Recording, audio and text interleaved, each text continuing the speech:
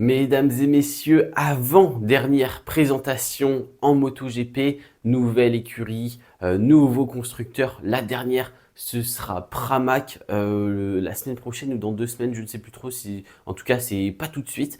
La dernière présentation, ce sera Pramac. Mais la présentation très très importante pour 2024, c'est une écurie, mais une écurie officielle et c'est un constructeur.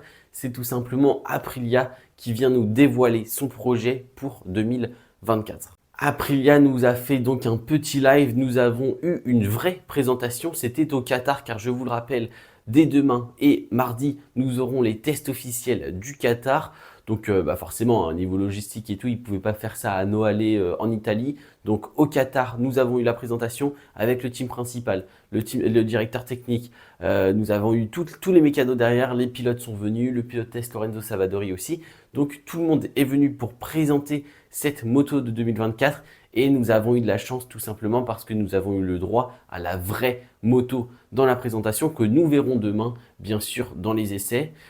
Mais voilà, une vraie moto, c'est pas une Umsho Bike, c'est pas une moto de 2023, c'est la vraie moto avec tous les éléments, tout ce qu'on a pu voir à Sepang. Et j'ai l'impression que c'est vraiment la moto que nous allons voir dans les premières courses. Et ça fait plaisir et on va analyser tout ça ensemble dès maintenant. Avant toute chose, nouvelle livrée. Bon, alors forcément, on reste dans les codes couleurs de la marque. Nous sommes obligés, un peu comme chez Ducati ou alors chez KTM, on est obligé de respecter les codes couleurs de la marque, de l'écurie. Donc Aprilia, c'est noir et rouge. On reste sur une moto noir et rouge assez basique. Là, on n'est pas parti sur de la fantaisie ou quoi que ce soit.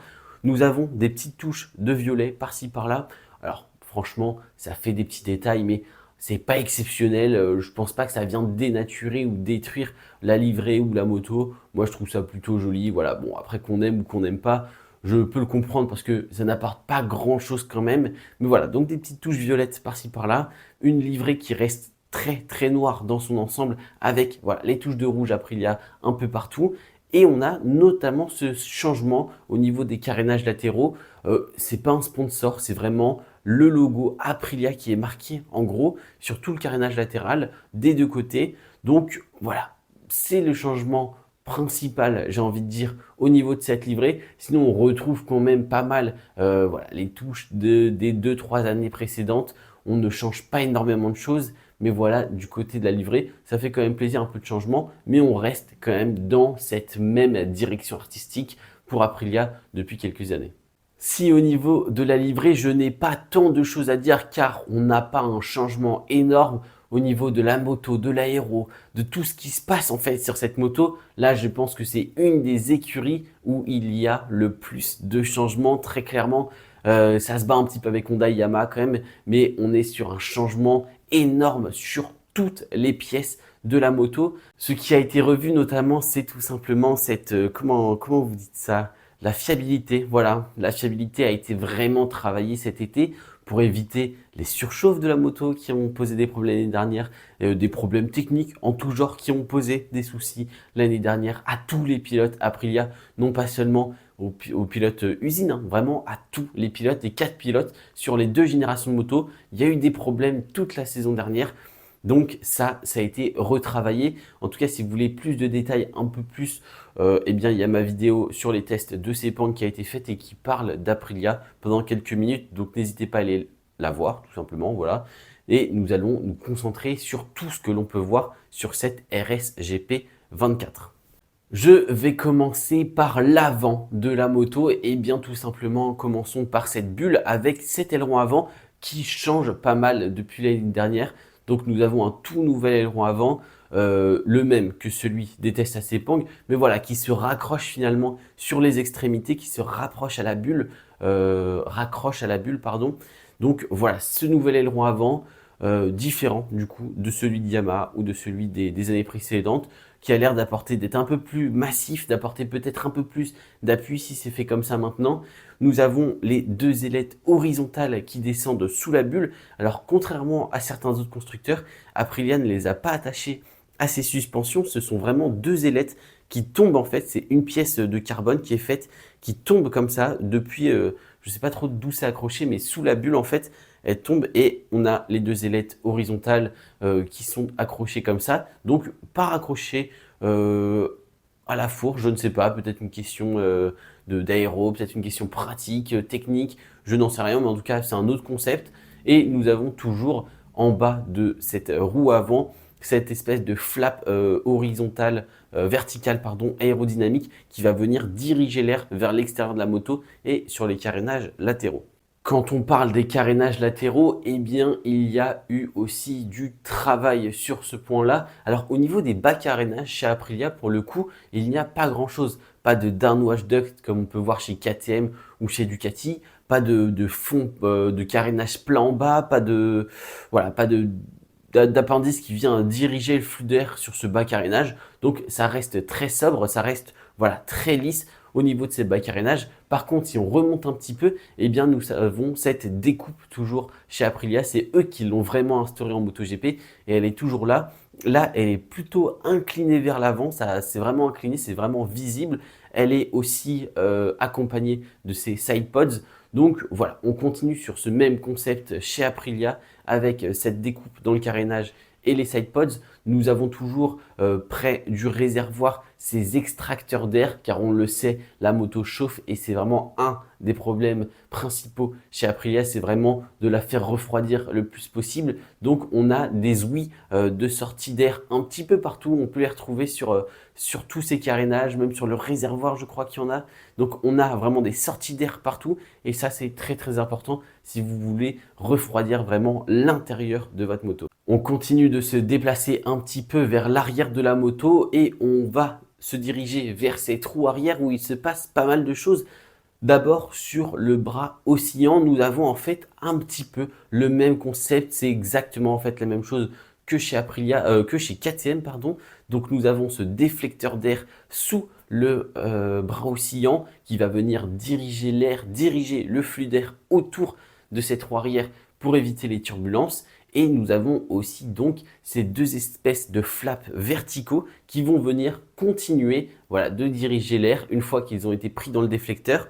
Voilà, ça s'écarte de la roue et ces deux flaps verticaux, c'est des espèces de dents de requin qui tombent là vers le bas, eh bien vont venir continuer de diriger l'air, accompagner l'air autour de la roue arrière pour éviter des turbulences dans la jante, sur le pneu, enfin voilà, bref, protéger au maximum cette roue arrière des turbulences de l'air.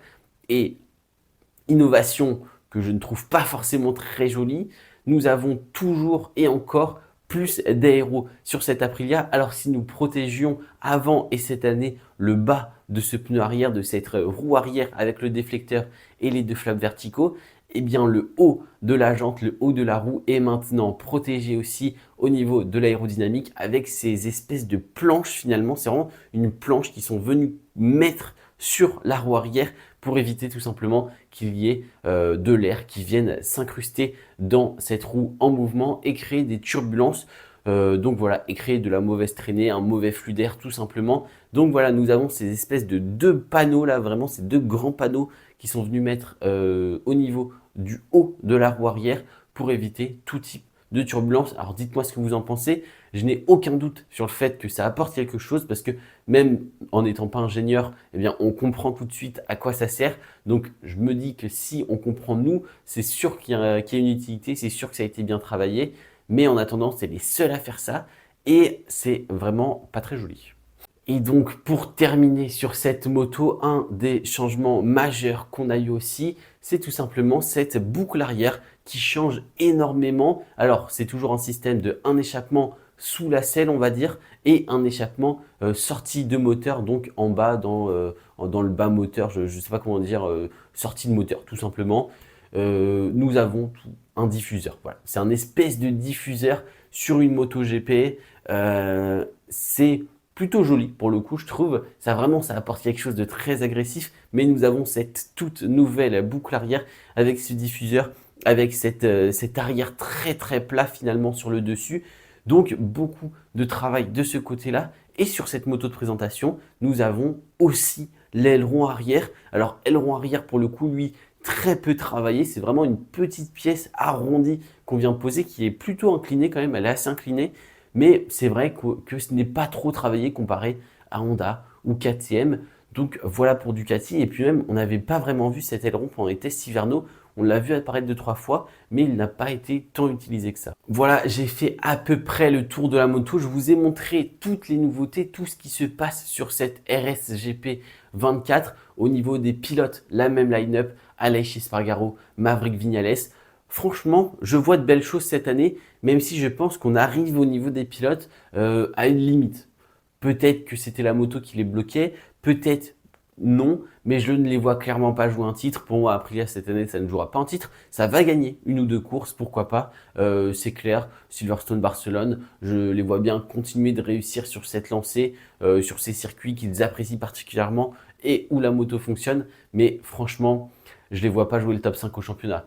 Je les mets, allez, entre la 7e et 12e place, les deux, Aleix Espargaro comme Maverick Viñales. Donc voilà, pas de top 5 pour eux, malheureusement. Mais Aprilia ne va pas, je pense, jouer les premières places cette saison. C'est un petit avis comme ça. Je sais pas, j'ai l'impression qu'il manque un truc, malgré que la moto soit autant sophistiquée, qu'il y ait autant d'innovation et tout ça. J'ai l'impression qu'il manque quelque chose parce que depuis ces dernières années, certes, Aprilia remonte très très bien. Là, c'est devenu tout simplement une des machines les plus compétitives, mais je pense que c'est encore derrière KTM et c'est encore derrière Ducati, loin derrière Ducati, malgré toutes les améliorations apportées. Donc, on va voir, je n'ai pas la science exacte, on va voir ce qui se passe cette saison. Mais pour moi, voilà, ne misez pas sur un top 5 des pilotes Aprilia au championnat. Après, vous pouvez. Moi, si on a 5 constructeurs différents dans le top 5, je serai très content. Mais bon, j'ai moins confiance en Espargaro et Maverick Viñales. Enfin voilà, pour cette petite vidéo qui vous présentait l'avant-dernière moto. On a vu tous les constructeurs, nous avons vu toutes les écuries. On va voir dans quelques semaines la GP 24 de Ducati. On l'a déjà vu techniquement, mais on verra surtout la nouvelle livrée Pramac. A plus dans cette prochaine vidéo, mais il y en aura plein d'autres entre temps et il y en a eu plein d'autres, donc n'hésitez pas à aller les voir. C'était Théo, ciao ciao.